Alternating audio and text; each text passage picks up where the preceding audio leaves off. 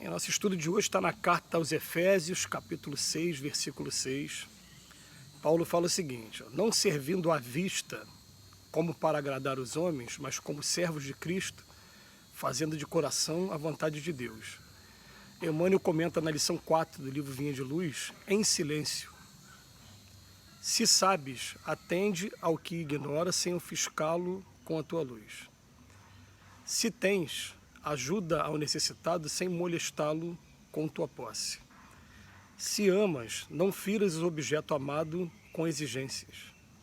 Se pretendes curar, não humilhes o doente. Se queres melhorar os outros, não maldigues ninguém. Se ensinas a caridade, não te trajes de espinhos, para que teu contato não dilacere os que sofrem. Tem cuidado na tarefa que o Senhor te confiou.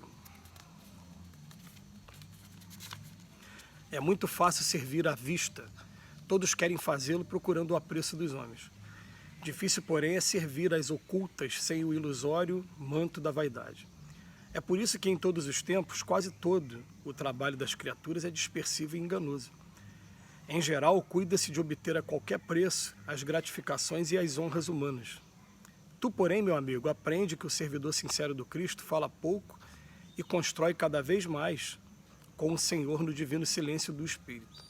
Vai e serve, não te deem cuidado às fantasias que confundem os olhos da carne, nem te consagres aos ruídos da boca. Faze o bem em silêncio, foge às referências pessoais e aprendamos a cumprir de coração a vontade de Deus. Em silêncio. É interessante que a gente fica entre dois postulados. O primeiro, quando Jesus fala no Evangelho, não saiba a mão esquerda o que dá a mão direita, né? E o segundo é que a gente vai aprendendo com o Divaldo Pereira Franco, principalmente, que quando a gente fala das nossas experiências, a nossa palavra tem mais força.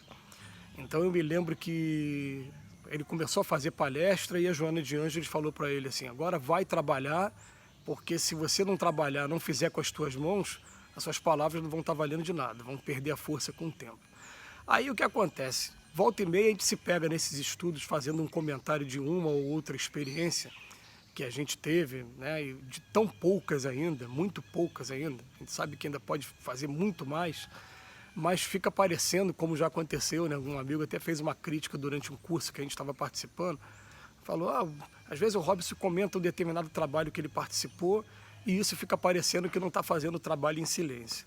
A chamada aqui do Emmanuel para o estudo de hoje, ele vem falando assim: se a gente sabe bastante, está em contato com alguém que não tem esse conhecimento, vamos respeitar a etapa que a pessoa se encontra e vamos procurar fazer o melhor que a gente pode dentro de um nível que ele possa entender também, adaptando a nossa linguagem, assim como um palestrante mais experimentado, ele faz quando ele vai dar uma palestra para crianças ou para adolescentes ou para alguém que já está na cátedra de uma universidade. Ele pode estar falando do mesmo assunto de 3 maneiras diferentes, adaptando a linguagem à capacidade de conhecimento de cada um.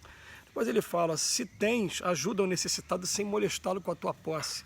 Eu me lembro com muito carinho, né, do trabalho de entregar comida na rua, onde os espíritos chamavam a gente, falavam a gente: olha, se vocês puderem ir com o carro mais simples que vocês puderem, vem entre os trabalhadores qual é o carro mais simples.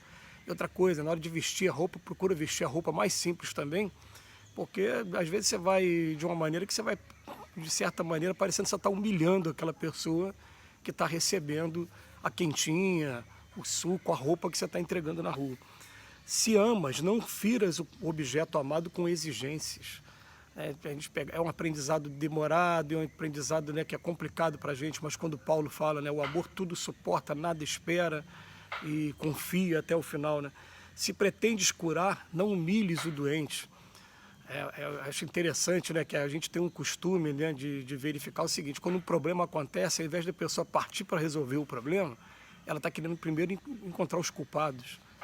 É claro que a gente não está proibido de fazer isso, né, para poder até prevenir que não aconteça de novo o que aconteceu, mas sem humilhar o doente, né? Se queres melhorar os outros, não maldigues ninguém. Qualquer palavra que saia desonrosa ou crítica demais a uma outra pessoa coloca o nosso trabalho, na verdade, todo em xeque também, porque, na verdade, atrapalha, cria barreiras. Assim, ensinas a caridade, não te trajes de espinho para que teu contato não dilacere os que sofrem. Eu me lembro também, você já deve ter comentado num desses estudos, que uma coisa marcante, né, foi o seu altivo lá no Leon Denis falar assim, gente, se vocês virem aquele assistido que vem aqui buscar cesta básica, comendo no McDonald's, é para vocês ficarem felizes, porque comer no McDonald's para ele significa inserção social. Na verdade, ele estava isolado, marginalizado, e agora ele está tendo condições de pelo menos ir, né, McDonald's. Ele foi mais além ainda, mais ousado até, né, que às vezes tem, na doutrina espírita, principalmente nos estudos, as pessoas, por conta dos malefícios que o álcool traz, as pessoas, né, a gente tem palestra muito específica que a gente fala, ó, na doutrina espírita é proibido proibir, mas a gente explica pelo menos causa e efeito. E ele falou pra gente assim, vocês virem também aquela pessoa que está, né, recebendo a cesta básica em um barzinho com fraternização, isso para ele também significa inserção social. Então, ó, nós mesmos já utilizamos essa substância e fizemos mal ao nosso organismo muitas vezes. Que eles estejam usando isso aí, tudo bem, se a gente tiver oportunidade, a gente, através da educação, a gente vai informar, mas não ficar criticando ou querendo retirar a pessoa da lista de beneficiados pela cesta básica por ele estar fazendo isso, né? Então, ele vem falar, tem cuidado na tarefa que o Senhor te confiou. Eu também, ó, é muito fácil servir na frente de todo mundo, mas a tarefa sempre melhor é aquela quando a gente está fazendo com a nossa consciência. A gente só tem a nossa consciência como testemunho, ou um grupo pequeno de amigos como testemunho. E às vezes a gente faz questão de dar esses testemunhos, só para poder incentivar a que as pessoas tomem iniciativa. Eu tenho uma grande amiga que, se ela me ouvir, ela vai saber do que eu estou falando, né? A gente entregar comida na rua e de repente pega um dia com chuva, eu falei, tem muita gente passando fome e não vai ser essa chuvinha que vai parar a gente não. E a gente chegar depois do carro encharcado e dar um abraço, valeu, hoje chuva não para a gente. Isso é gostoso, é legal demais, né? Mas a gente estava fazendo só para nós dois e fica aí a recordação. E eu estou contando para vocês porque são experiências que depois, né, são poucas, mas que ficam marcadas, né? Difícil, porém, é servir as ocultas sem o ilusório manto da vaidade. Esse é que é o problema todo do aprendiz do Evangelho, a gente se sentir vaidoso por estar participando desse ou daquele trabalho. A gente tem que tomar muito cuidado para não deixar a vaidade tomar conta, até porque a gente reconhece aqui que a gente ainda está no aspirantado ao aspirantado, aprendiz mesmo, e eu fico vendo assim, né, quando eu vou nesses asilos, nesses abrigos, que eu vejo a pessoa trabalhando 24 horas por dia ali para zelar pela saúde, não só física, mas principalmente mental e emocional daqueles idosos, daquelas pessoas carentes, ali está o verdadeiro trabalho. O trabalho que a gente faz é um trabalho muito curto, muito pequeno, em pouquíssimas horas durante a semana. Um dia a gente vai chegar ao ponto de fazer esse trabalho mesmo. Então ele fala para a gente, é por isso que em todos os tempos, quase todo o trabalho das criaturas é dispersivo e enganoso. Em geral, cuida-se de obter a qualquer preço as gratificações e as honras humanas. Que a gente tem essa consciência de que o que eu estou fazendo não está sendo para obter honra nenhuma.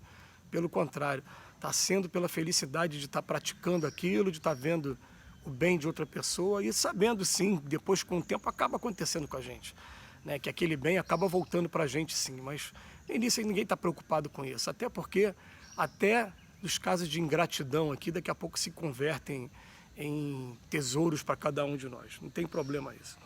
Tu, porém, meu amigo, aprende que o servidor sincero do Cristo fala pouco e constrói. Tem pouco tempo para crítica porque sabe que o trabalho que tem a fazer é muita gente sofrendo em todos os ângulos da vida humana. Então a gente se apega a escolhe um trabalho e começa a desenvolver e não tem muito tempo de falar. Normalmente nem saber que as críticas chegaram. E quando as críticas chegam, a gente vai pensar assim, tá bom, né? Daqui a pouco essa pessoa vai ter um momento também de começar a trabalhar e vai receber as críticas também e vai ter que aprender a lidar com isso, porque isso é normal aqui no mundo que a gente vive.